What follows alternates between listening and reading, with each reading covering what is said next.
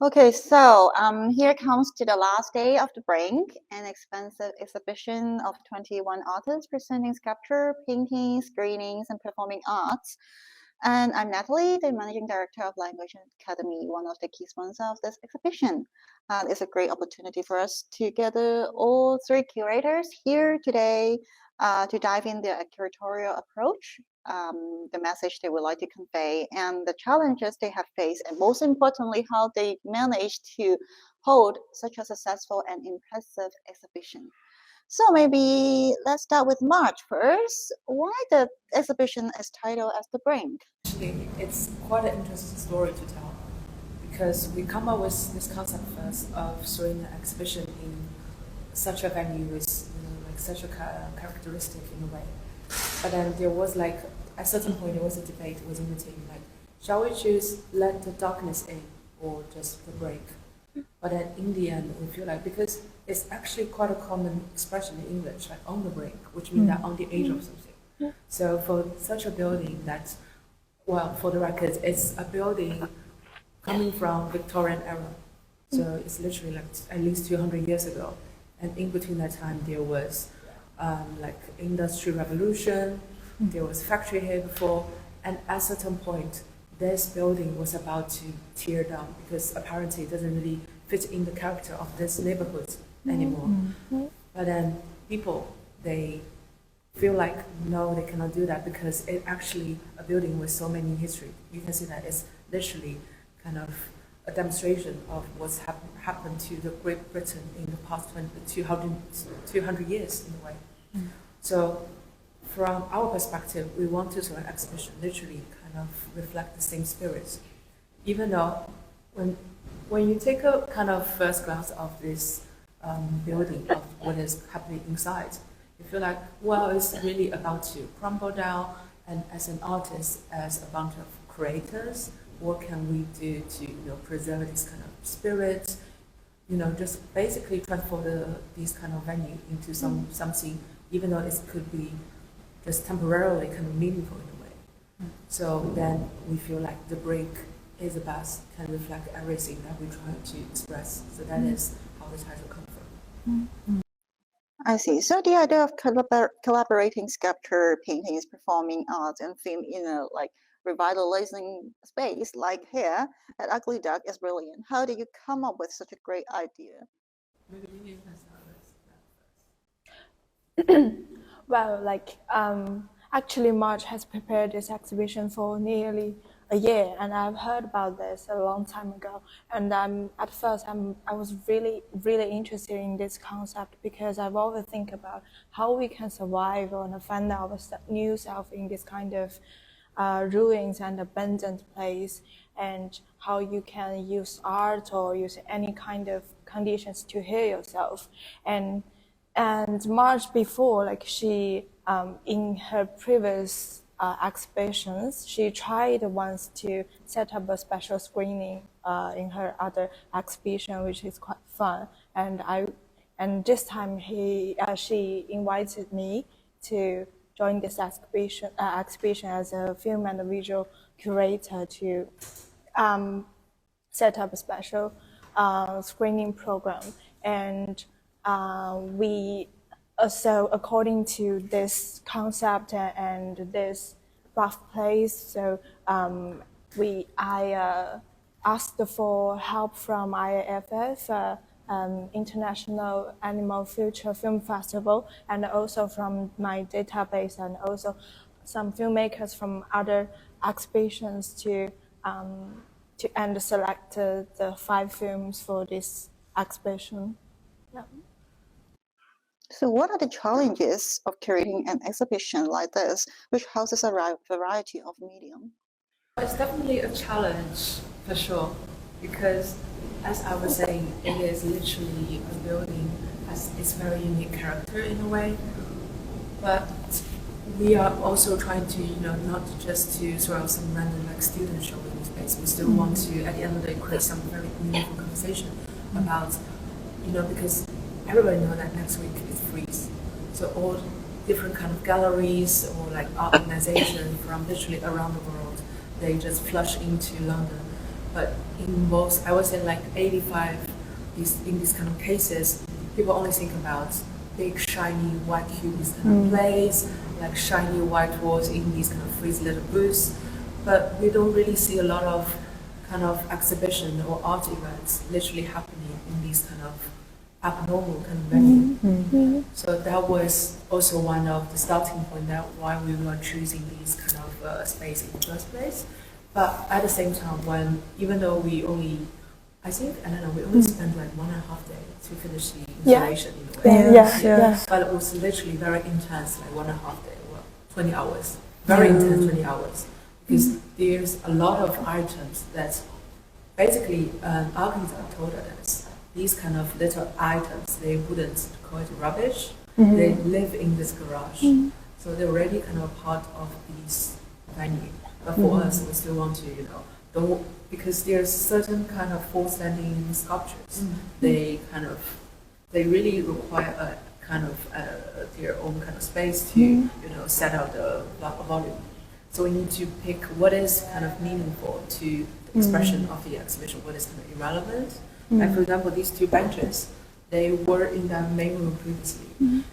And then this artist here, when she came to installation, she felt like, oh, somehow these benches somehow create this kind of church chapel vibe, which is somehow kind of stress on the previous kind of expression. So kind of, it's also site specific in a way. So so that was a challenge, but we resolved it, and I hope that everybody who actually make their way to the exhibition, they can, have some takeaway. Until the day before our exhibition, I couldn't imagine it would be like in such a rough and a crazy space, to be honest. I've never done this kind of thing before. And we talked a long time how we can put those artworks, so many artworks into this kind of space, and how to make them involving this kind of vibe. But surprisingly, it fits really well, especially that painting of Rose. When it's arrived, we just decided let's put it here because it fits well with the wall so well. And also for the screening parts, I changed my mind for a lot of times. Where can I set up a small cinema? And that was things like impossible to do that in this place. And for the screen, I firstly chose use like monitor, a TV, a screen, and then we decided a white sheet, but we found that it's so unstable. It will flows, and then Joe came up with the idea to me, like, let's put the whiteboard, let's hand that one, and then let's use the board to block an area for you, and it just happened. So about the message that conveyed through this exhibition, I found that environmental issues and like animal-friendly topics are very obvious that the artist or the curator want to bring out. So nature, environment, and human, and the relationship between them, it seems is one of the core topics that you would like to explore in this exhibitions. So is there any more deeper message you want to convey through the curation and the way you present it like this? I think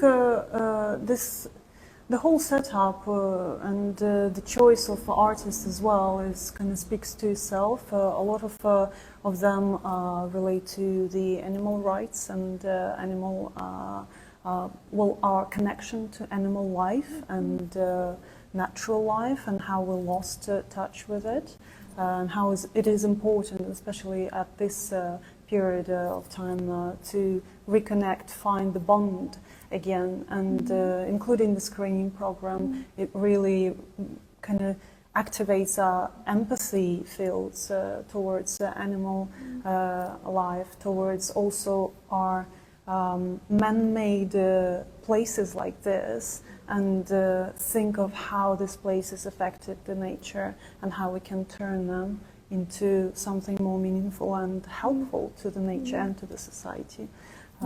So Yes, for sure. There is environmental message as like for performance, the message of the consumption in many artworks of Katrin Spranger and also Ross as well talks about it a lot, and also the spiritual element of connection, like Pia and Anna working amazingly, kind of bringing the attention to the diaristic moments that we have on a daily basis, and we kind of don't really recognize them. So it's all about centering yourself.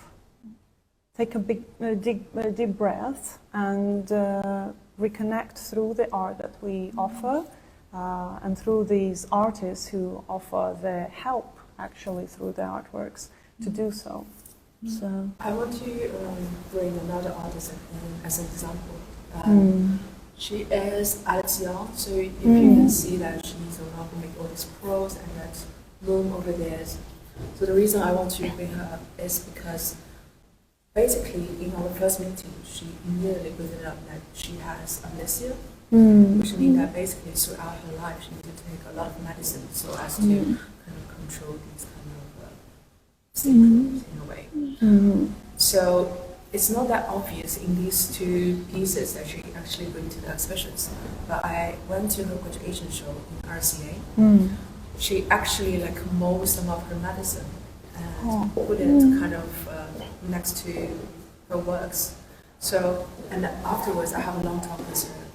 She said actually every time when she do like sculptures, it's also a healing journey for herself.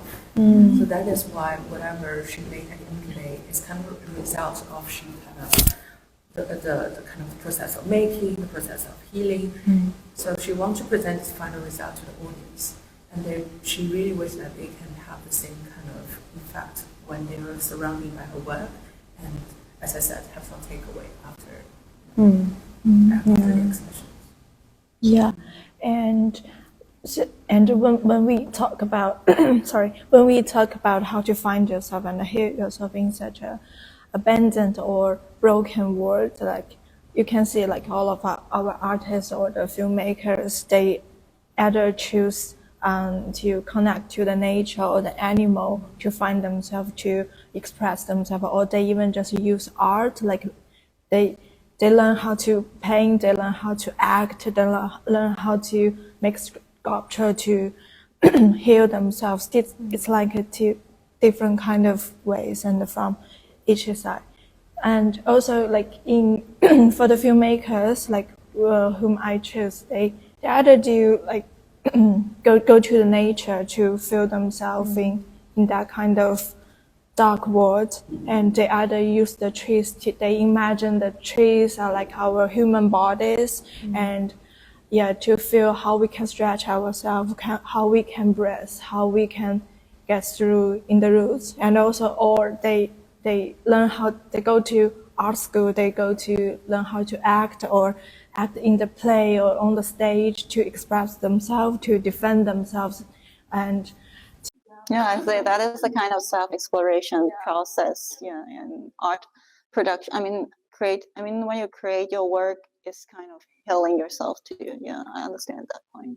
So I have a question for you as well. So Natalie, you are the manager, director of Language Academy in Hong Kong. So I was wondering, can you also share with us your journey and what makes you decide to support these exhibitions, and also as a very as an educator yourself, can you also share your kind of experience about how would you describe the interlink between art and education in your own work? I think so. First, the academy I am in charge or I'm leading actually serves the groups of more able and elite students. They have decided to learn beyond the classrooms, and they're able to learn cross-disciplinary contents. And as an art lover, and also I'm an advocate of situated learning, I feel like art is a very impactful and useful medium for us to learn, especially language learning, because while artwork creation evokes the creativity inside each of us, I think that is a talent that all of us has.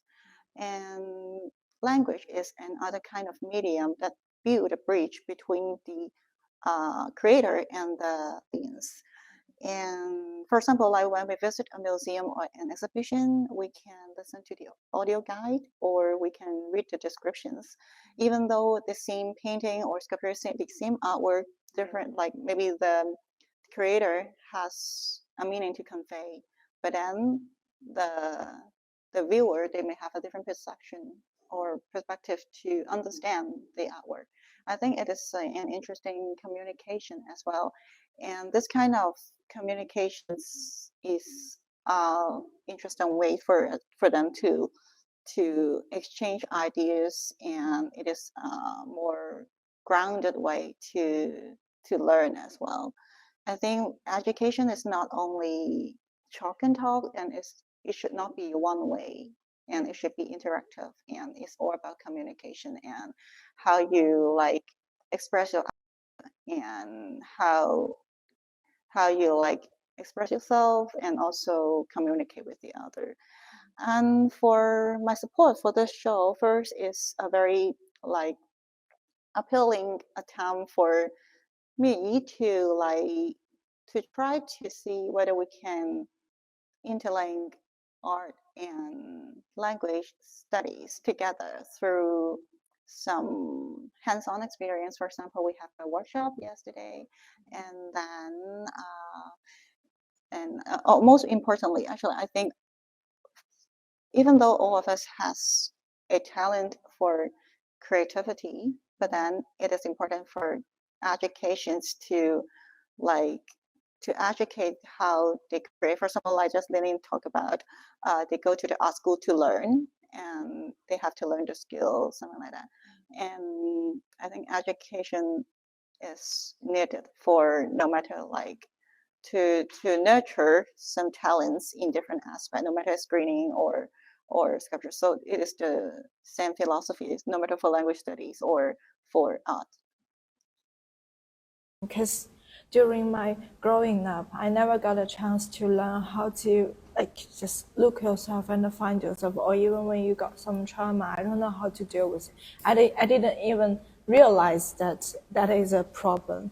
And yeah, just from this year, like when I it was the time to at UCL my MA degree.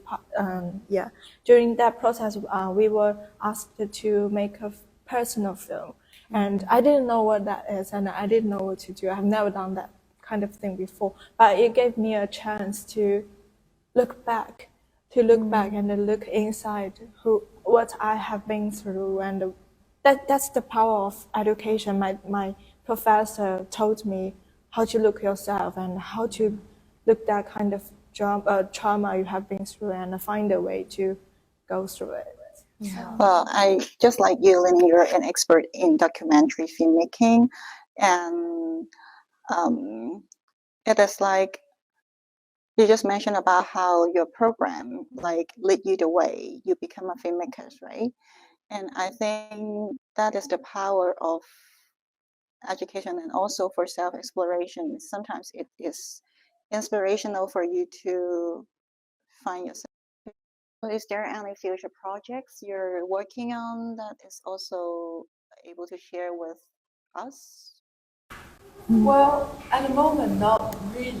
But I think I really feel very grateful in a way, because I wasn't expected so many people really show up. 300, more than 400, 460. 460. Yeah. Oh no, I thought just 300. So I was, and also because during the past 2 days, I've been receiving so many messages, a lot of people, like literally across different cultures, and people even sending me messages from China saying, "Oh yeah, we heard there's like huge success, opening is very great," and they even compare us to some, like like mega galleries, which I wouldn't name.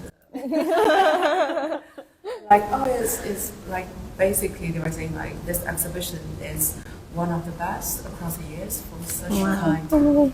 So that kind of leaves me thinking that because Thai Drip is a brand kind of new and old at the same time.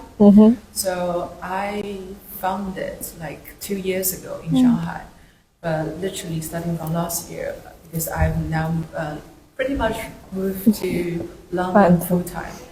So I was always trying to figure out how to bridge kind of UK and China in a way, and also since Linding joined Thai Drip this year, we're also trying to becoming more experimental in a way to bring film and production also into the kind of the broader kind of arts discussion.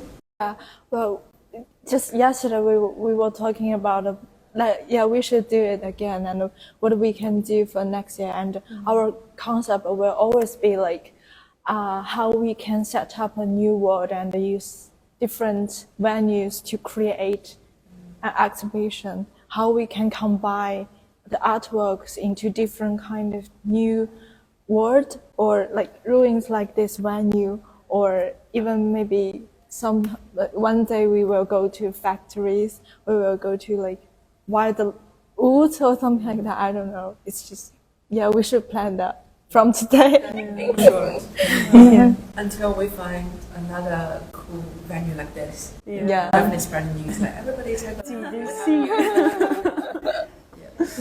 so we should stay tuned for your next announcement. For sure. So thank you again for all of you to be here today. So I think we have a wonderful afternoon today. So thank you.